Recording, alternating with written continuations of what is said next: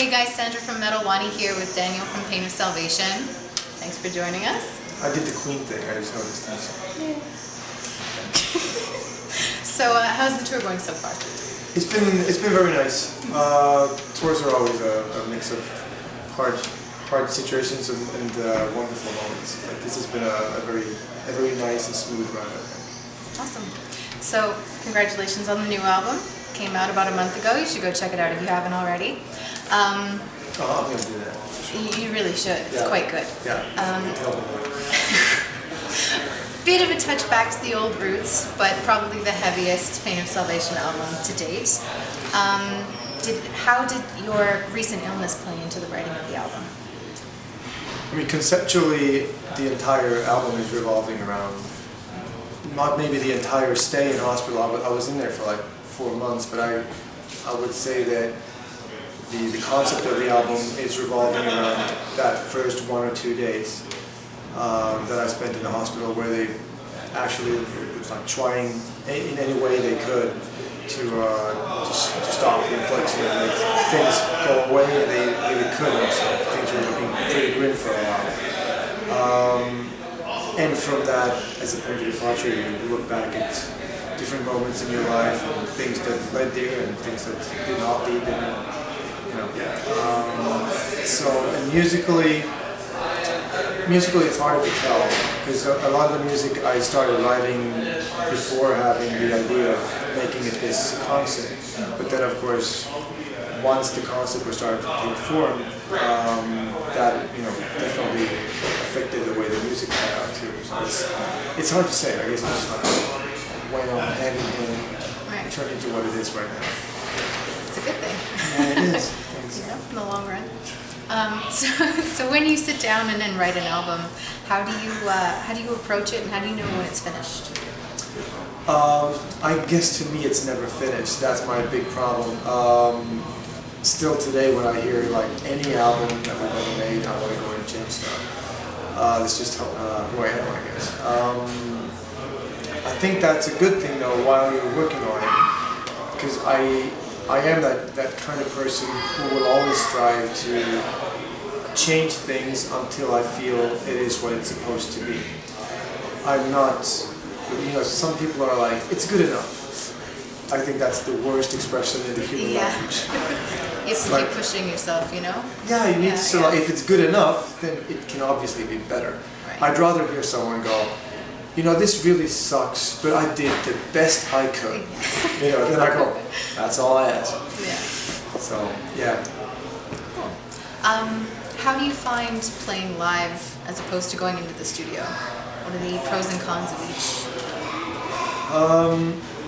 I think both of them include one part of satisfaction, because when you're playing live, you have that sort of interaction with your audience, and you actually, in a way, maybe more than when you make an album, you feel like the music is getting to the to the place where it was supposed to be, in the hands and arms of other people, and you get to see that. You don't get to see them play the albums at home.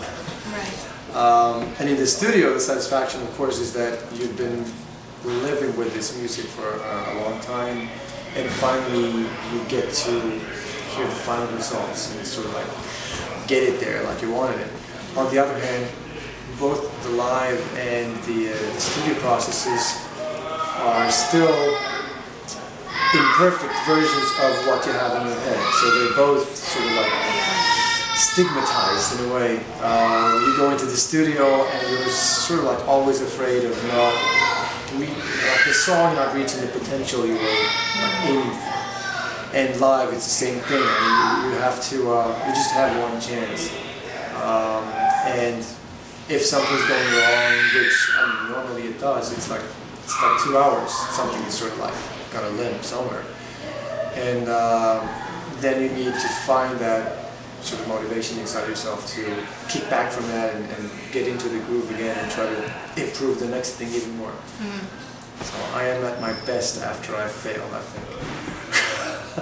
Because I want to do it like the next thing. Just in spite of it, right? Yeah. Yeah. So what was the concept behind the video for Meaningless? Well, I was in touch with the two guys that wrote the script for the video, and I basically just gave them like free hands. Like this is the song, this is the concept, this is the lyric, some notes about around the concept and stuff like that. I just said, take it, run with it, see what happens. And it came back, and I remember just like reading it, going like, that was not the take on it that I was expecting. Yeah. On the other hand, I could see already in the script that they presented that it wasn't shock value they were after, but more the sort of a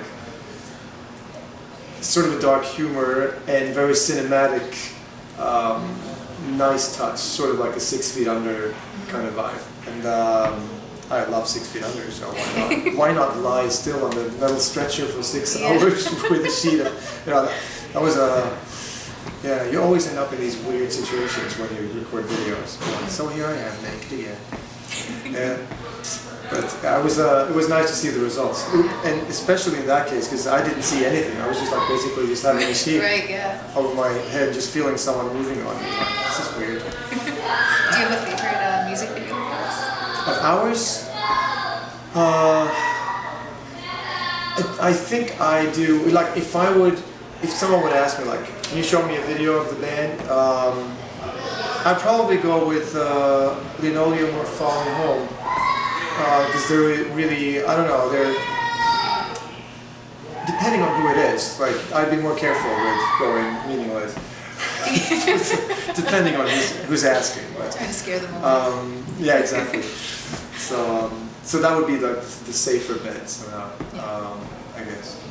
But yeah, I do like most of the videos, actually. I mean, we always try to make videos that we like, for some weird reason. That's helpful, yeah. So in such a digital age, the way music is being sold online primarily, it's put a lot of record stores out of business now. Yeah. What is your take on that, how music has become, all the formats and everything? I'm hoping that we're still sort of in this transitional phase that we'll see something, because I can see the benefits of digital. I mean, I can't remember when I bought an album, like a physical album, the last time I did that. And I think probably the music industry right now, or like the way people buy music is probably quite similar to the way I buy music. I will purchase the albums on iTunes, so I have it on all my devices. And then if I buy the album physically, I'll buy the vinyl. Because I still love vinyl. It's just a different vibe. I don't know. I want to think that it's because I grew up with it. I remember those like magical moments sitting with your parents' vinyl player and just like being really careful, and you have to like be so exact, like changing. I did that too. Yeah, and you're like, I want to change track, but it's so difficult. I might as well listen to this one too first.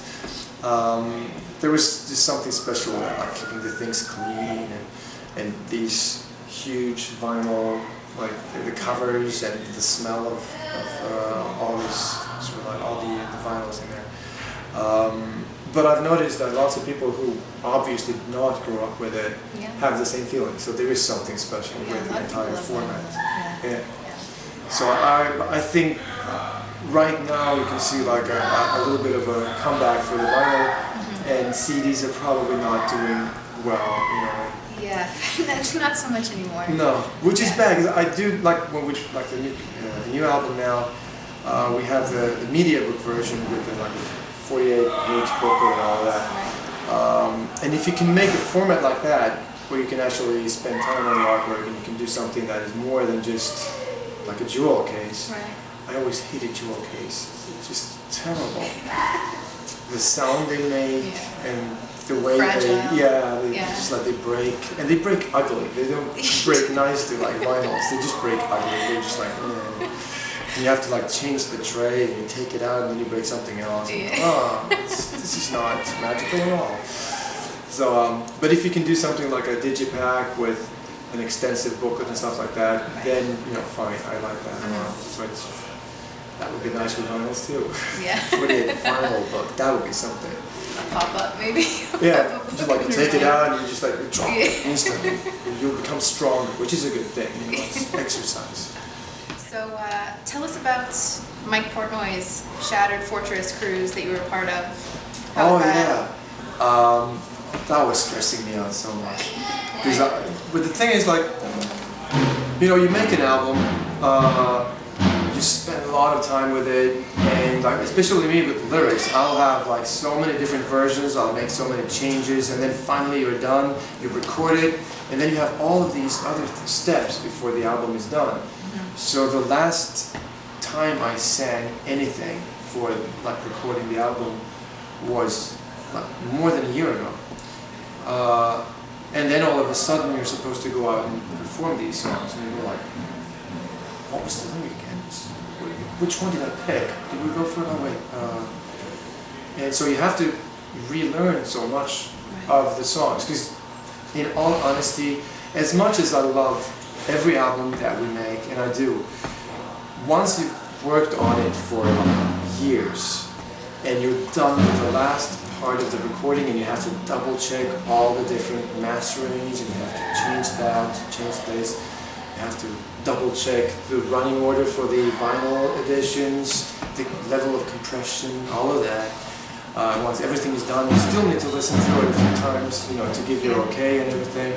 After that, you don't feel like listening to it for, you know, for a while. So there is this huge span of months where you have no contact with the album whatsoever. Yeah. And then you have to get back into the groove again.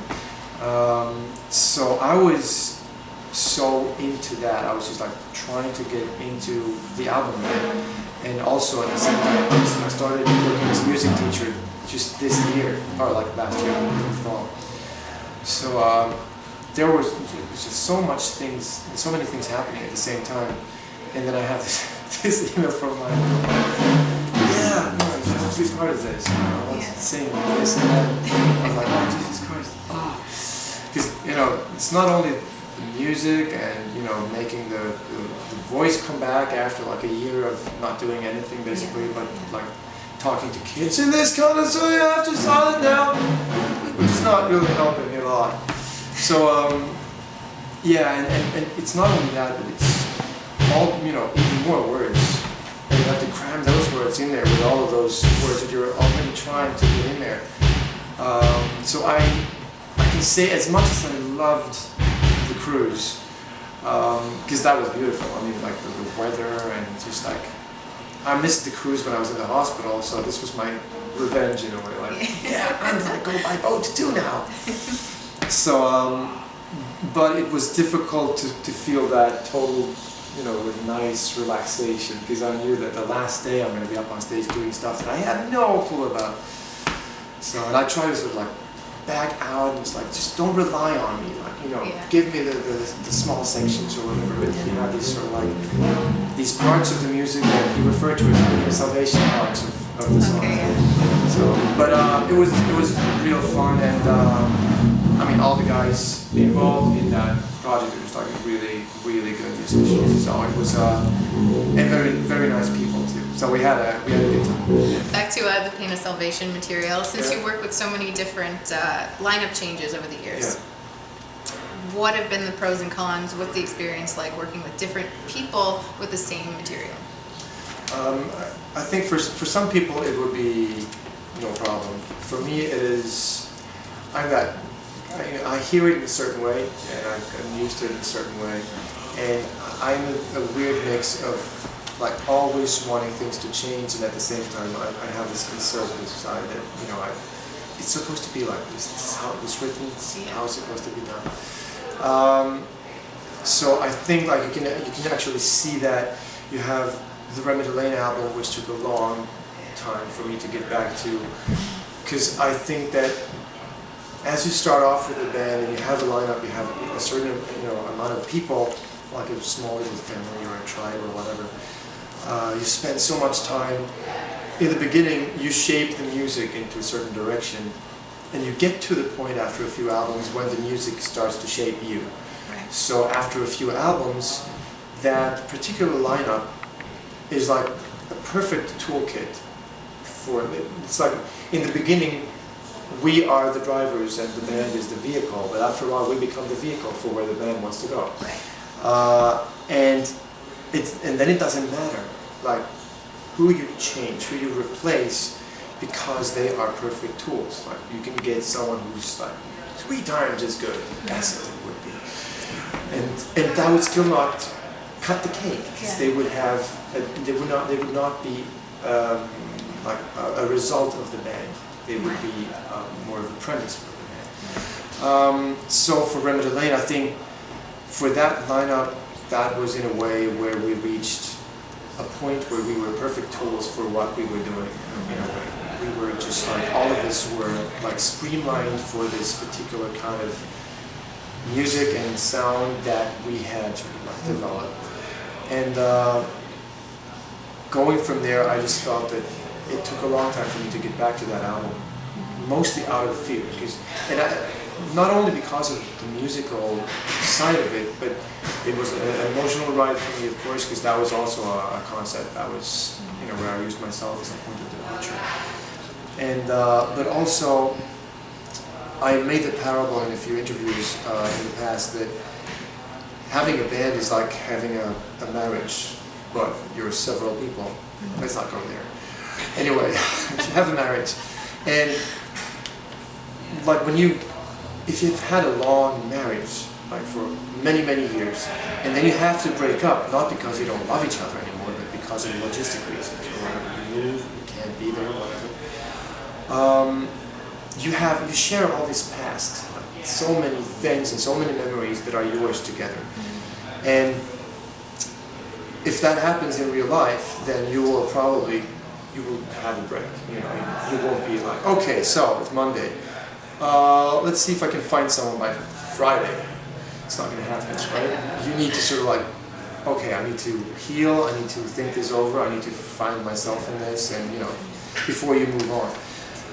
When you're in the music industry, or I guess any sort of artistic industry, you're in that weird situation where, the labels and everyone around you and the fans who, like in your real life, would be the equivalent of your working colleagues or your best friends, they will go like, hey, it's been a while now, shouldn't you be like getting someone new?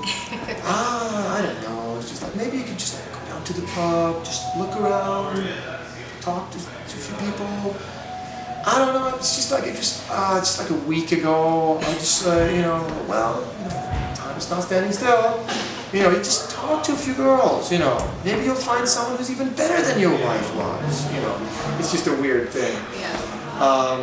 And once you actually get into that new relationship, there is that difficult part of it where you're sort of like, you're happy about all the new stuff, and you're happy about like, we're on the road again, something's happening, but a large part of all like the memory and the past is just like cut off. And when you have that new girlfriend or that new wife or that new husband, the first place you're going to take them is not that favorite restaurant that you had. You're going to wait a little while. You have to make it yours. You'll have to find your own world first. And I think that's pretty much what, the whole process of the Road Salt albums was that for me.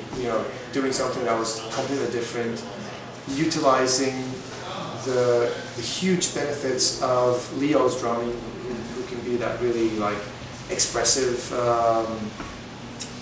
painter, when he's drumming. Whereas Remedy Lane is much more rigid in its form and in its patterns. So that was a way of me to get back to my roots and also take a break from all that we had to learn, everything that I had to leave behind with all these lineup changes. And I think that was the only way for me to move on at that point. So once we got back to Remedy Lane after a long period of time, I felt just as much of a stranger to it as they were in a way. And I remember, like, because we were asked to perform the entire Remedy Lane for the Prague Power USA, and the only way we could do that was just like to pull out all the old, like, backup recordings from the studio and just like listen to what are we doing, what happened. Because I remember us being in the backyard of our house, and sun was shining. We had cold beverages. We had laptops with like the original recordings with all the multi-channels and guitars, and we were just sitting there like going through all this material. And the first thing that dawned upon me right then was that I had pictured the new lineup as this band who were not familiar with Remedy Lane, but actually they grew up with Remedy Lane. You know, they probably heard it more times than we did in the band. Yeah. So they were in no way strangers to the album. In fact, they had, for some of the parts, they knew it better than I did, because I recorded it and then I left it. Yeah. They had lived with it. Yeah. So that was a wonderful way of making it ours. So all of a sudden we were in a new lineup, playing that old music, but we made it ours in a way, and we found our way of doing it. And I think that's, for me, that's necessary. That's really cool. I like actually the evolution of the discography, because it just goes through so many different phases, and you know, breaking through barriers and genres, and that's the best part for me. So I like just sitting and listening to everything at once and being like, oh yeah, okay, now we're going through this again. Yeah, so it's pretty cool. I made the parable in an interview that for the fans it may seem like these scattered albums that go everywhere. For me, it's more like you have this direction and you're sort of like spiraling around it. For us, it's smooth movements, because we're having all that time in between, and then at any given point during that sort of like spiraling, smooth ride, you'll have an album that just like goes out here. You know, and the last album was here, and you don't see that smooth ride over there. So and of course, a lot of people will see the early Pain of Salvation albums as the roots of the band, whereas for me, that was not the roots. That was the first albums. We had been going on for years. So, so the Road Salt albums were much more going back to the roots for me, myself. I could see that some people were expecting something else at that point. But it's funny though, when I make interviews in Sweden, it's exactly the opposite. They'll go like, well, it's a good album, but you know, it's not Road Salt. Really? Okay.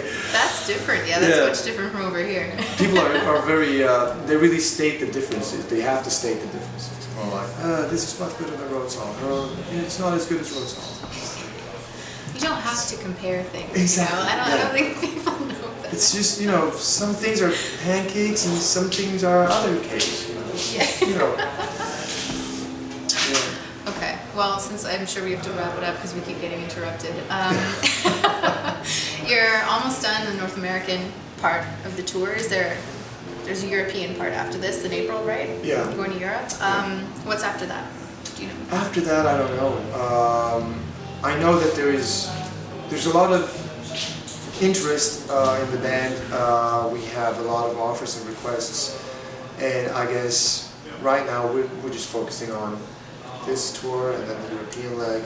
I know that they want to have like a second European leg at least, and